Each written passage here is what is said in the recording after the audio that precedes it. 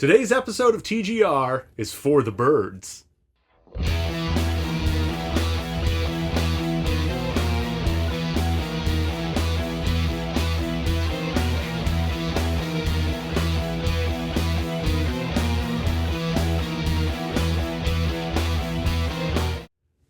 Welcome back. Today, I'm sharing my newly acquired Paul Reed Smith SE Paul's guitar. So I'm shamed somewhat to say that the 20% off PRS Electric sale caught me. I don't have much discipline, evidently, but I was recently quite pleased with the looks of some of the SE guitars that some of my friends had been getting. And I wanted one that had some specific specs.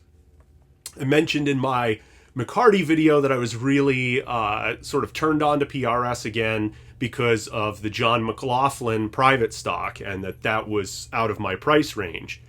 So when I was looking around at the SEs, I saw this Paul's guitar. And while I enjoy Paul Reed Smith's playing with the Paul Reed Smith band, I really bought it because it had a vibe similar to the John McLaughlin private stock. So this guitar is very, very nice. I love that I was able to get one with a nice top from Sweetwater, which is usually where I go when I'm picky about my tops, because then I can see what I'm purchasing. And I think what I'll do is run you through some of the features, tell you what I like and don't like about the guitar, and then we'll have the demo at the end. But before I get going, thank you to all the new folks who have liked and subscribed and commented. I'm sorry that videos haven't been coming more frequently. My day job as a college administrator keeps me quite busy, so I'm not able to film as many videos when I am teaching and things. But anyways, the Paul's Guitar SE. So the Paul's Guitar SE has a lot of the standard SE appointments. It is a three-piece mahogany body, which is quite common for the SEs nowadays. It supposedly has a one-piece mahogany neck per the factory tour video from PRS, but it really looks like a three-piece neck to me. It looks like there is, three stripes, and then, of course, the wings that have been glued on as well. So I'm not sure what that was about, the, COO or CFO or whatever he is. Jack Higginbotham was saying that the mahogany necks are one piece, but my mahogany neck is not. It's three pieces. This is joined to a maple top, which, if you've watched the PRS SE factory tour video, which is a phenomenal video, I recommend you go check it out. It'll probably make you want a PRS SE when you see how much engineering and similarity there is to the core models built in the USA. But it has a multi-piece maple top, and then it has this beautiful flame maple veneer. And this flame maple veneer, I chose this one because I really like the movement of it, and also because of the tightness of the flame. Mine is obviously finished in charcoal, but they're available in other colors like turquoise and black gold burst. The mahogany neck has a rosewood fretboard, which is becoming increasingly rare in the import guitar markets. A lot of them are switching to laurel or to walnut or some of the other woods that are not rosewood. So I was very excited it had rosewood neck, and then it has what looks to me a mahogany veneer over the headstock, because it does not show the three pieces of the neck on the face of the headstock. So this guitar really sustains very well, and there's a big reason for that, which is the US-made McCarty stop-tail bridge that first debuted in the 90s, that has been updated to have the little brass inserts underneath the strings. And this is purported to be the same version as those found on the core models. It does look very similar, if not identical, to the one that's on my McCarty. So I'm not sure if that is true or not, but it has the aesthetic look. The one place that I see that they did not change is the bridge posts. So the bridge posts are the brass SE bridge posts, which is somewhat disappointing because the bridge leans slightly forward. I suppose that's a cost-saving thing and could be easily rectified with some locking Tone Pro studs or with the John Mann from John Mann's Guitar Vault studs that are supposed to fit tighter. The lean is not as pronounced as, say, on a Gibson, so it's not bothering me too much, but that might be something that I mod in the future. The nut is the PRS Graphite proprietary nut, and the nut work is very good on this one. It's seated properly, and the slots were cut to an appropriate depth. I didn't have to do anything with adjusting the slot height. So that's all the sort of contact points for the string at the regular nut and bridge, and then the headstock has these vintage style Paul Reed Smith tuners, which are very good tuner. They hold tune very well. The only thing I don't like about them is the plastic black buttons. I wish that these were ebony or ivory or something that was a little more high quality for the cost of the guitar. So the plastic buttons don't really do it for me, but functionally the tuners work very well, and they seem to have a pretty good ratio for tuning.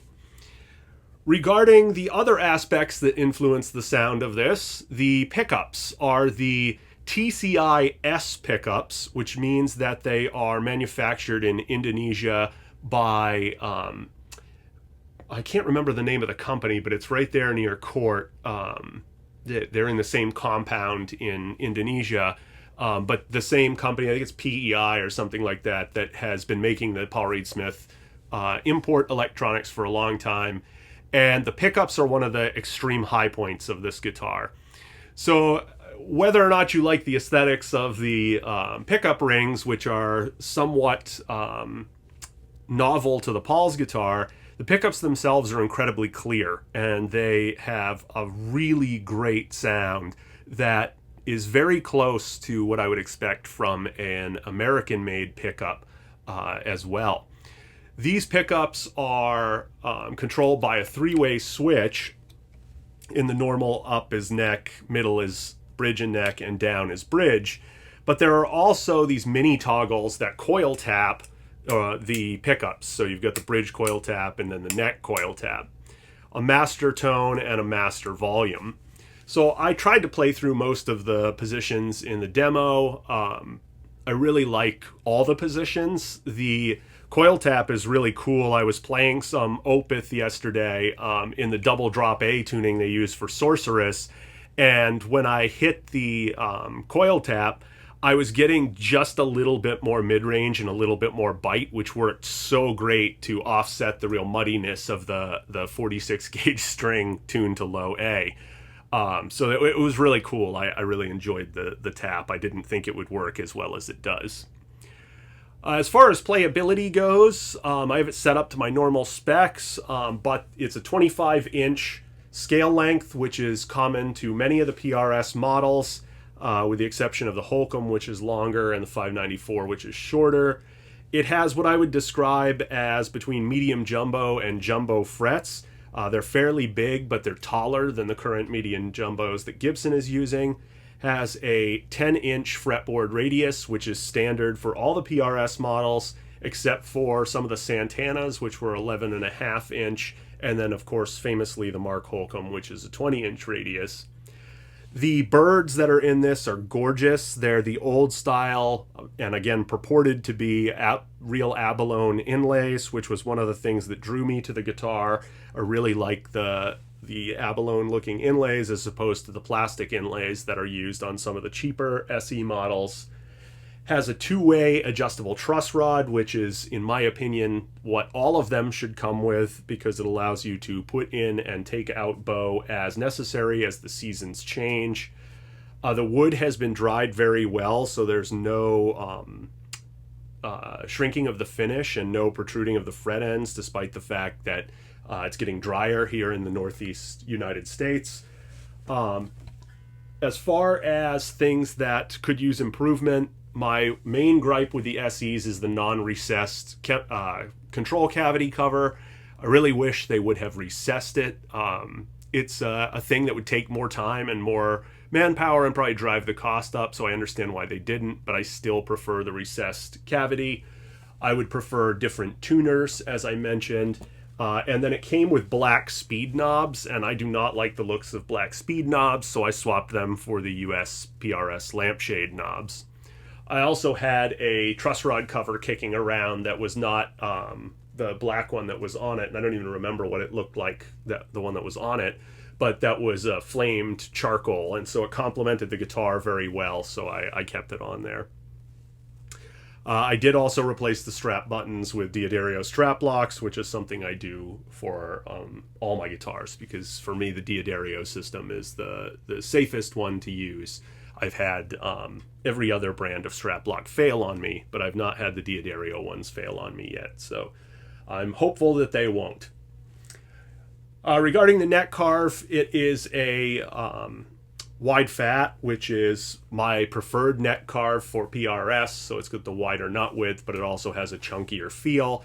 Now, the fatness of it is not Les Paul 59 baseball bat fatness, but it's a chunkier than, say, normal modern guitar neck feel to it.